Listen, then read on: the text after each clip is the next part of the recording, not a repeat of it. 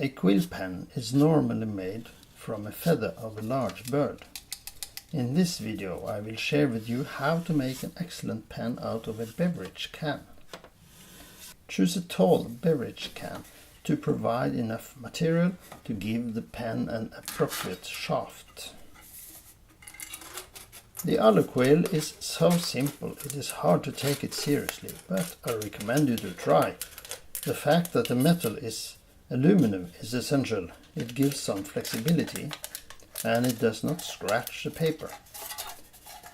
It takes some practice to take advantage of the flexibility, but when mastered, this pen gives you the opportunity to make strokes you hardly are able to make with another pen.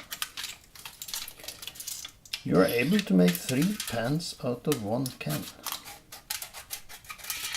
The folding of the aluminum is essential. Study closely. I fold it so the upper part is not covering the underlying part completely. This will avoid ink seeping out of the shaft of the pen and onto your fingers when writing. Next, be careful with the bending of the metal sheet. Do not crease it way to the edge.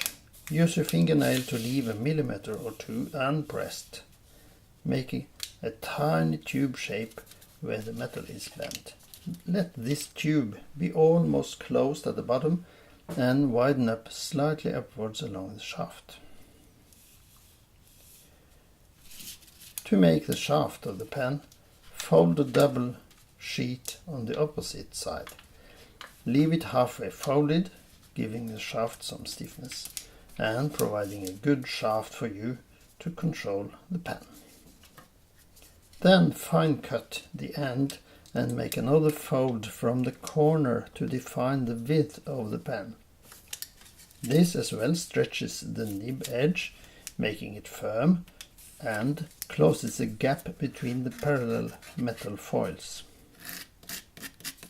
To remove some sharp edges, grind the pen carefully on a piece of fine sandpaper. The pen is now ready to use. It flows easy with Indian ink or any calligraphy ink. The tube-shaped bend of the metal allows for some ink storage inside the pen and also gives the shaft some necessary rigidity. As you see, I don't need to dip the pen for each letter. I have made hundreds of aluQuills and never cut myself on the edges of the metal due to the softness of the aluminum.